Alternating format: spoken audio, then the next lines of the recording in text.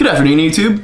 Let's talk about guns. Probably my most requested video out of everything, believe it or not, is what's your everyday carry? What firearm do you carry every day? And why do you carry a firearm every day? Why do you feel the need to have a gun on you 24/7 or, you know, when you go out? I'm gonna cover that. I'm gonna go into what I think the best everyday carry is for me personally. I'm gonna go into why I carry every day and just some of the practices that I've instilled in myself that have helped me and the mindset that goes into it. It's not gonna be super intuitive, but this is a video I've been meaning to make, so let's get started. Now, I've got a handful of pistols in front of me, just an array of different things that people might consider a carry gun. It's funny because I actually am not a huge pistol fan. For me, rifles are for fun, pistols are for practice. If you have a pistol, it is to protect yourself, it is to carry with you, it is to practice and get good with, it's to be accurate and deadly with. And for me, rifles are just something I enjoy shooting. Anytime that I'm shooting a pistol, it's a purpose, it's to train. So that's my mindset going into it. There's gonna be people who agree, there's gonna be people who disagree with me in this video. Feel free to disagree with me. Post your opinions in the comments so I won't read them. But I'm gonna go with just a couple different size firearms here, their pros and cons, and then what my preferred carry firearm is. For a long time, this is my Millennium G2. This was my daily carry for a long time. The Taurus Millennium G2 PT-111, I think, is the designation of this firearm. Now, the reason I carried this gun is because, one, I like 9mm on carry guns. You can fit a lot in a magazine, it's easy recoil, you can get a lot of shots off quick, and there's a variety of different ammo. So that's why I prefer 9mm over any other thing, as far as firearms. Double stack magazine, I think it holds 12, at least according to the magazine slot that it holds 12, which is actually pretty moderate for a carry gun. All those 1911 guys are like 12. For a compact handgun, 12 is not a bad number to carry. I also use just like a little leather in the waistband holster. It's the same type of holster I use for all of my firearms. I prefer in the waistband leather holsters. It's just what I prefer. They're easily accessible. They slide in and out, but it's strong enough to where it won't slip out while you're jogging or something like that, for whoever exercises for whatever reasons. So I carried this for a long time. This was actually a gift from a friend of mine, just in exchange for some work that I did for him or helping him out or something along those lines. And it served its purpose well, but I will not use this as a carry gun any longer. And it's not because I have anything against Taurus like a lot of people do. A lot of people have hate towards Taurus for their firearms. It's got a great weight to it. With the pinky extension on the magazine, it is very comfortable to hold. It is not a bad firearm to hold. The weight's good, almost like a sandpaper texture. It's got a great stippling, however you pronounce that, I don't care. But the biggest downfall to this gun, and I haven't bothered to get it fixed, is the trigger. We're just gonna pull this trigger.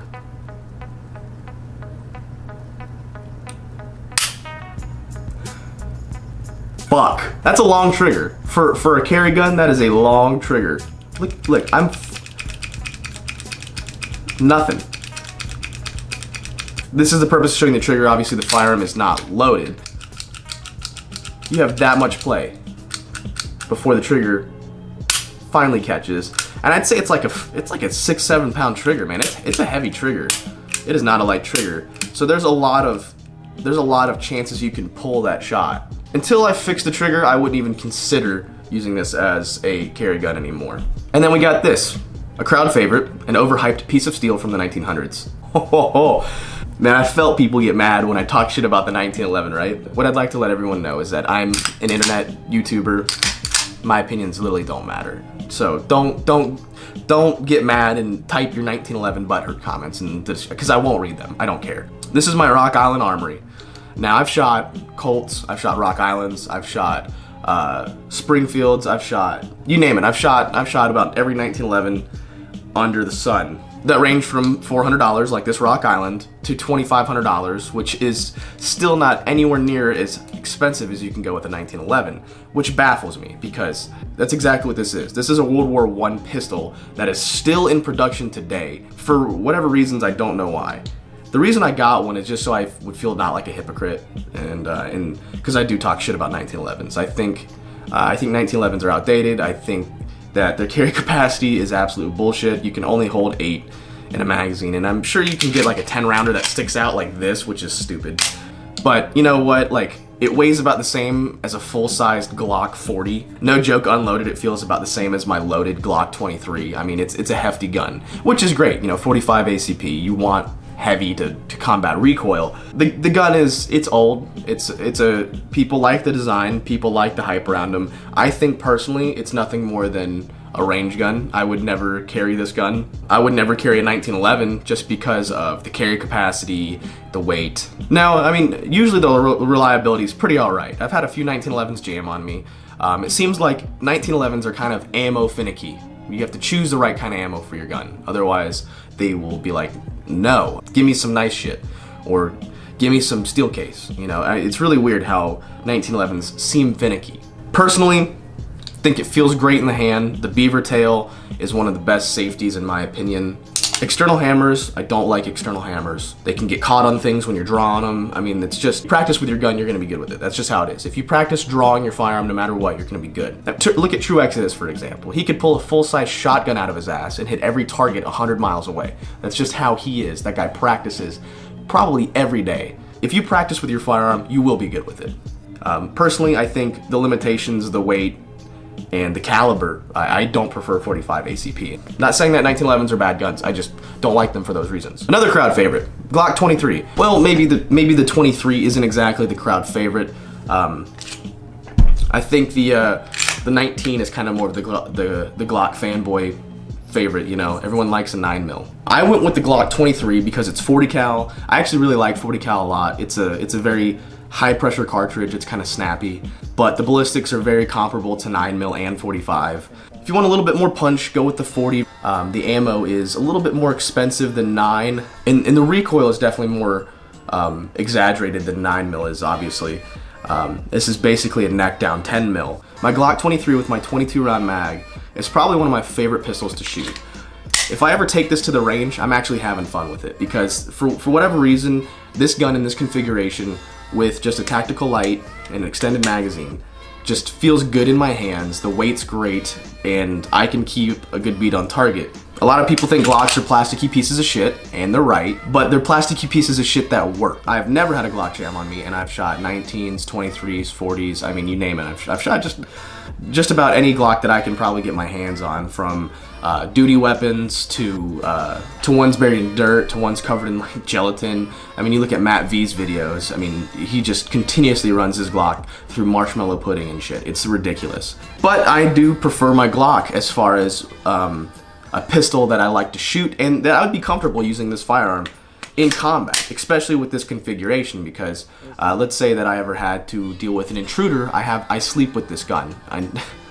Not sexually, but I keep this gun in my bed. Never one in the chamber. I don't do that, especially after what happened to a friend of mine. I don't do that. But it's nothing for me to get up, rack the slide real quick, and get a light on. I mean, that's it. 0.5 seconds. Plus I have a dog, a locked door, and security cameras that go off if there's movement. There's no way you're getting in my house without me noticing first. This is a Streamlight TLR1HL. I don't know, picked it up at a local shop. It's been great. I left it on for 2 days on accident when I went out of town, and I think I just left it on for 2 or 3 days, and it was hot. It was very hot when I came back. I'm glad I didn't burn the house down, but it was still on. So, I mean, these things run forever. I'm not joking. Plus, they have a strobe setting if you can ever get that to work. It seems to work whenever it really feels like it. Great gun to have by your nightstand if you don't have kids. But I don't prefer this gun as my carry gun for a couple of reasons. Like I said, it's a little bit thicker than I'd like it to be. Glocks have a really weird feel to them when they're in holsters. A lot of people like them, but the holsters that I use with these, it makes it hard for me to get my hands around. So I don't prefer this firearm. And plus it's a little heavy. The ergonomics aren't great for drawing, for me personally. I have little fat baby hands. So we're gonna move on to my actual EDC, my preferred EDC. And this is my VP9, my H&K VP9. This is my favorite pistol besides my Desert Eagle. It's the most comfortable handgun in the world to shoot. The ergonomics are great. Comes in both 9 and 40. I don't believe it comes in 45, so you 1911 guys, I'm sorry. 45 is God's caliber. 45, because they don't make a 46. I mean, they make a 50. idiot. Your entry wound is that big. Your exit wound is this big.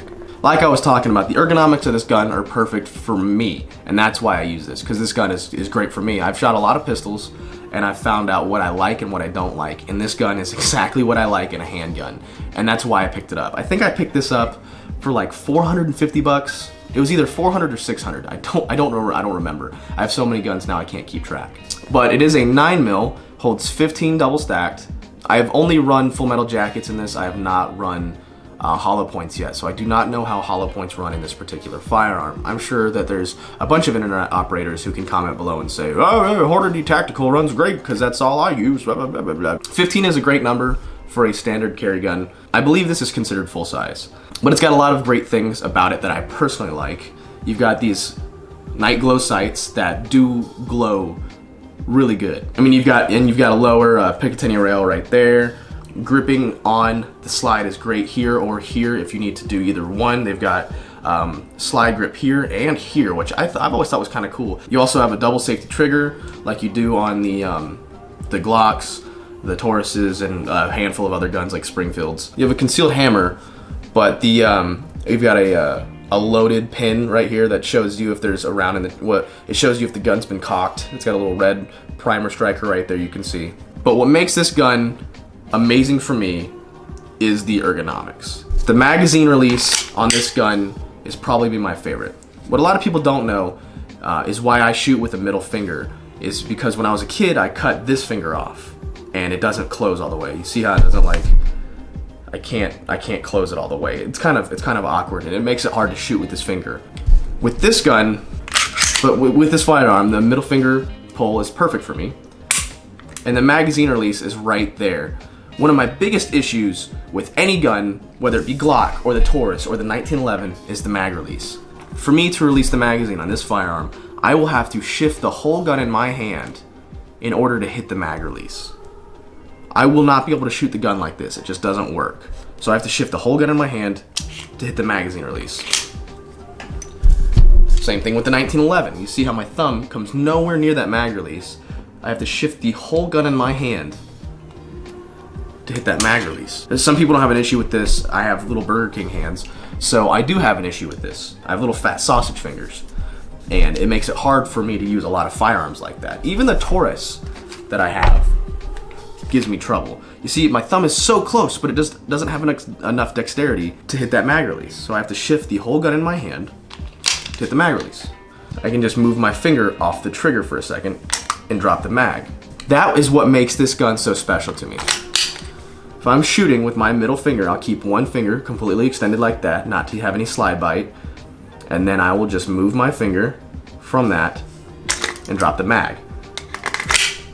This is awesome, and it's ambidextrous, so if you're a left-handed shooter, you can do the exact same thing on this side. I mean, HK knows how to make a damn good gun. I don't like any of that Chinese piece of shit H&Ks. I prefer my American guns like my Glocks. The slide release is also ambidextrous.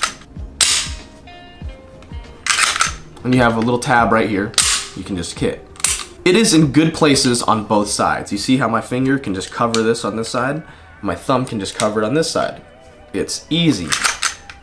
And the slide release is very, very smooth, and there's not a whole lot of pressure behind it, which means that you can do it easily. If I want to hit the slide release on this 1911, I have to not only change my position, but I can't do it. I can't do it with just one hand. I have to use my other hand to assist my thumb in closing the slide as well. Or I have to pull it back and then let it drop. And you're thinking to yourself, that's not that big of a deal. To me, it is. It is a big deal. I should be able to function my firearm properly without having to physically adjust my shooting position. And that's why I chose the VP9 as my everyday carry. It was like the engineer has little fat sausage fingers. He says, I'm gonna make this gun for people like me. And he did. And it's what it feels like. Now, if you made it this far, congratulations. That's my everyday carry. A lot of people ask me, Dan, why do you carry every day? What's the big deal? Why do you worried that someone's gonna attack you? Are you worried that someone's always looking over you, over your shoulder, trying to kill you? Like, no, not at all. I don't feel like that at all. Matter of fact, I've made it 23 years in my life without ever having to draw a pistol. I've never had to pull my firearm on someone. Minus the time that someone broke into my apartment, that doesn't count. I don't feel like everyone's trying to attack me. I've never been put in a situation that I haven't been able to talk my way out of, thankfully. I carry my firearm with me daily to give me a chance. If someone were to attack, if there was a shooter somewhere, if I got put in a situation where it was either my life or their life, if I got put into a situation where someone else's life needed to be saved. I do that in case of if. I hope to never have to come across a situation in my life where I need to use my firearm. And that's kind of the mentality that you need for this type of stuff. You should have the mentality, I never want to pull my gun on someone. There's a lot of people out there who I like to call the wish a motherfucker woods. Everyone knows someone like this. And if you don't know someone like this and you're in the gun community, it's you. The wish a motherfucker would people are the guys that you always hear, oh man, I wish a motherfucker would. I wish he would pull a gun on me. I wish he would try to rob me. These people, I believe personally, are the wrong type of people to have guns because they're looking for an excuse to use their gun. They have that hero complex. They want to shoot someone and be the hero. They want the ability to kill someone and be like, yeah, I did it and I'm good with it. I did it and I saved people's lives. I don't know why I keep going to a southern accent, man. But these are the people that have the wrong mentality about firearms, I think. It's the idea that you want to use your gun and you want to kill someone with it and you want to be considered a hero for it and this, that, and the other. And because you want the excuse to use your, because you've been practicing every Sunday after church for the past 2 weeks and you just can't wait to shoot someone. Cannot stand these people. And I know a couple people like this that I've had to tell, listen dude, you have the wrong mentality about using a firearm. You need to check your shit. And here's the thing, nobody's checking these people because they're afraid of them. Next time you see a wish a motherfucker would friend who's talking about how he can't wait to use his gun or I wish someone would pull a gun on me, tell him to calm down, man. You got the wrong mentality. You should never want to end someone's life. The idea of carrying a firearm is that it is the last resort. You cannot talk your way out. You've been put in a situation where that is the only option, or there's no viable other option that can result without harm.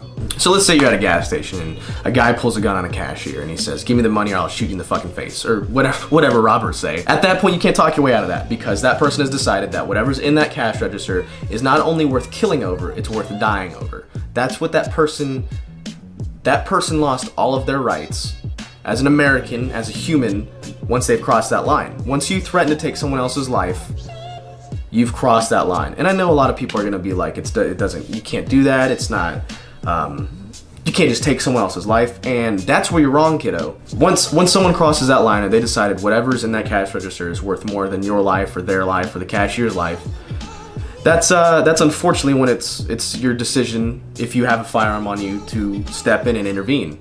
And you need to do that, I mean, obviously there's ways to do that. I'm no tactical instructor. That's where you would not try to talk your way out of, you would just act. But you have to make sure you have the right mentality about carrying a firearm, and that's a big deal to me, is having the right mentality. If you're thinking about carrying a firearm, or you do carry a firearm, just think about some of the things that I've said, and yeah. If this video gets 5 likes, I will drink a can of Diet Mountain Dew, code RED. Specifically. Hey, and if you like this video, make sure you subscribe and you like and you comment and you favorite and you create another YouTube account and then you subscribe to me on that one and do the exact same thing, and then you just do that again and again and again for like ever. Real talk though, make sure to enable notifications. YouTube's being fucky right now. But yeah, goodbye.